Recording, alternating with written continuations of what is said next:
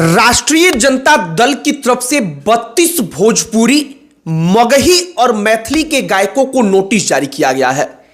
इस नोटिस में कहा गया है कि हमें संतोषजनक जवाब चाहिए कि आपने लालू प्रसाद यादव, तेजस्वी यादव या फिर आरजेडी के सिंबल का उपयोग करके कोई गाना क्यों गाया, इनका नाम लेकर के गाना क्यों गाया, और अगर जवाब से हम संतुष्ट नहीं होंगे तो आपके ऊपर मानहानि का मुकदमा दर्ज करवाएंगे। टुनटुन यादव, जो भोजपुरी के लिए आज की तारीख में बड़ा नाम है, उस टुनटुन यादव का भी नाम है। हालांकि पूरी की पूरी सूची सार्वजनिक नहीं की गई है, लेकिन नोटिस भेजे जाने की खबर लगभग 100% सच है, क्योंकि दैनिक जागरण से लेकर तमाम बड़े बड़े मीडिया रिपोर्ट्स में इस बात को कहा गया है। अब एक और चीज सोशल मीडिया पर चल रहा है।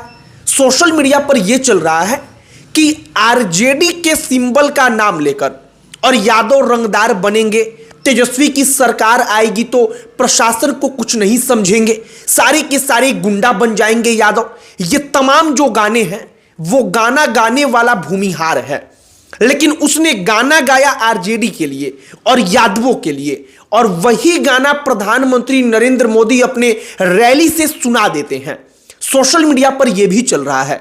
हमने सब कुछ देखा तो हमने सोचा कि जरा ये 32 गायकों को जो नोटिस जारी हुआ है इसकी कहानी आपको बताई जाए। सब कुछ बताएंगे, लेकिन आगे बातचीत करने से पहले हमारा नमस्कार स्वीकार करिए। हमारा नाम मोहित कुमार सिंह है। जो कुछ प्रमुख नाम हैं जिनको नोटिस भेजा गया है, जो अब तक की खबरें हैं, आधिकारिक नहीं है, लेकिन अंदाजन इनके नाम लगभग 100% उसमें शामिल हैं। उन गायकों का नाम है टुनटुन यादव, रोशन रोही, अमित आशिक, इसके अलावा भी कई और गायक जिनके गानों के कारण आरजेडी की बदनामी हुई। सबसे पहले भूमिहार और यादव वाली कहानी समझिए जो सोशल मीडिया पर चल रही है।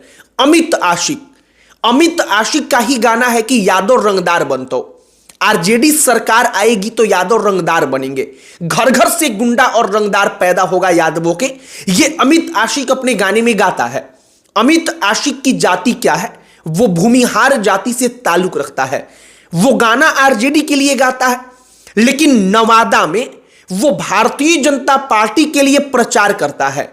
और यही बात सोशल मीडिया पर अब आरजेडी के समर्थक कह रहे हैं कि भूमिहार गाना गाया, वो आखिरी में बीजेपी का प्रचार करने लगा, लेकिन बदनाम हो गया इसके कारण आरजेडी और यादव, और ये प्रमुख कारण बन गया चुनाव में कि राष्ट्रीय जनता दल चुनाव हार गई। इसी प्रकार से रोशन रोही भी आरजेडी को लेकर के कई सारे गाने गाता है। रोशन रोही की जाति भूमिहार, और यह भी सोशल मीडिया पर चर्चा का विषय बना है कि गाना गा भूमिहार रहा था, वो यादवों का नाम लेकर गा रहा था, और इसके कारण आरजेडी बदनाम हो गई।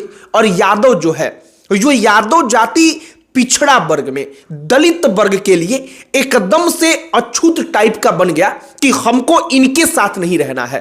अब जो ये पूरी की पूरी कहानी सोशल मीडिया पर चल रही है, वो कहानी असल तौर पर जब आप चुनाव में देखेंगे कि इसका इंपैक्ट कितना पड़ा था गानों का, तो आपको दिखाई भी पड़ेगा कि व्यापक इसका असर पड़ा था।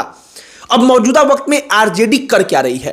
राष्ट्रीय जनता दल का कहना है कि चाहे वो टुनटुन यादव हो, चाहे वो खेसारी लाल यादव हो, कोई भी व्यक्ति अगर पार्टी का चुनाव चिन्ह का उपयोग करेगा, राष्ट्रीय जनता दल का नाम लेगा, लालू यादव, तेजस्वी यादव का चेहरा लगाएगा, इनका नाम लेगा, तो उसको इस बात के लिए पार्टी से इजाजत लेनी होगी। वो इजाजत लेगा, पार्टी इस बात का आकलन करेगी कि वाकई में उसका गाना प्रचार प्रसार के लिए ठीक है या नहीं है। लेकिन यहां पर कई सारे सवाल उठते हैं। सवाल यह उठता है कि जब तेजस्वी यादव पूरे के पूरे बिहार में यात्रा निकाल रहे थे, तो यही वो गायक थे जिन गायकों को मंच पर बुला करके गाना गवाया जा रहा था, और वो गाना यही गा रहे थे, यादव रंगदार बनतो, आरजेडी की सरकार आएगी तो जगह जगह बालू माफिया पैदा होंगे। ये गाने यही मंच से गा रहे थे, और आरजेडी के नेता वहां पर खड़े होकर के मंच से तालियां बजवा रहे थे, आम जनता वहां पर ताली बजा रही थी। तो सवाल उठता है कि क्या वाकई में उन गायकों ने गाना गाया तो उस वक्त पर आरजेडी ने उनका सपोर्ट किया, समर्थन किया? तो क्या उन्होंने कोई पाप किया था? जवाब है कि बिल्कुल नहीं। आरजेडी के नेताओं को भी वो अच्छा लग रहा था, वो उनको बाकायदा मंच पर बुलाकर सम्मानित कर रहे थे, लेकिन अब चुनाव में ये मुद्दा बन गया। उनको लगता है कि इसके कारण हमारा नुकसान हो गया, तब राष्ट्रीय जनता दल की आंखें खुली हैं। हालांकि अब ये चर्चा का विषय है, चर्चा का विषय अभी महीनों तक बना रहेगा।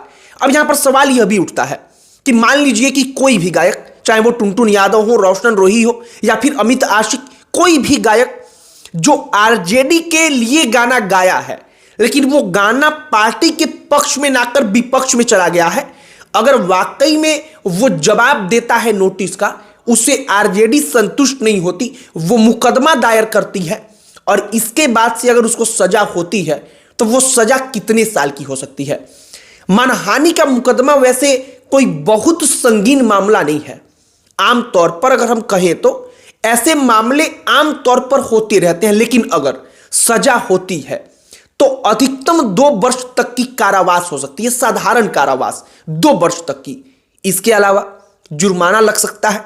इसके अलावा अगर अपराध वाकई में अगर देखा जाए कि बहुत ज्यादा गंभीर है तो फिर जुर्माना और 2 साल तक की सजा, 2 साल की सजा, जुर्माना दोनों एक साथ भी हो सकता है। तो कुल मिलाकर जो मानहानि का मुकदमा है उसमें क्या हो सकता है, हमने आपको यह बताया। और एक और बात सबसे महत्वपूर्ण कि 32 गायकों को नोटिस जारी हुआ है दैनिक जागरण की रिपोर्ट के अनुसार, और दैनिक जागरण टुनटुन यादव का नाम भी लेता है और कहता है कि नोटिस इनको भी जारी हुआ है।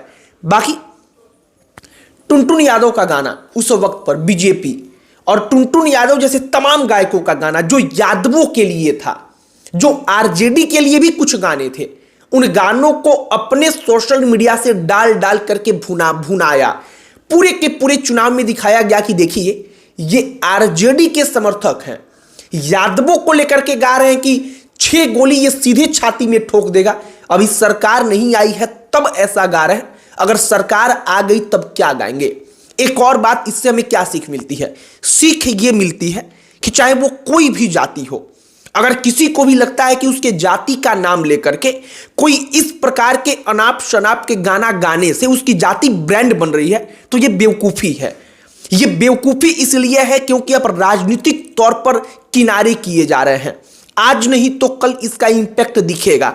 और हमें जहां तक लगता है कि जाति का नाम लेकर के गाना गाना ही विशुद्ध रूप से बेवकूफ़ी भरी बात होती है और कम से कम इसे रोका जाना चाहिए। बाकी जो अब तक की कहानी थी हमने आप तक पहुंचाया है। आपकी प्रतिक्रिया इस पर क्या है कमेंट बॉक्स में लिखकर बताइएगा। आगे जो भी अन्य जानकारी, जो तमाम चीजें आएंगी हम आप तक पहुंचाएंगे। और ये भूमिहार और यादव का चीजें चल रही हैं सोशल मीडिया पर कि भूमिहार गायक ने गाना गा दिया यादवों का, इस पर विशेष तौर पे आप क्या कहेंगे कमेंट बॉक्स में लिखकर बताइएगा। बाकी इस वीडियो को यहीं पर समाप्त करते हैं और इस अंत में हमारा परिचय, हमारा नाम मोहित कुमार सिंह है। बहुत बहुत धन्यवाद।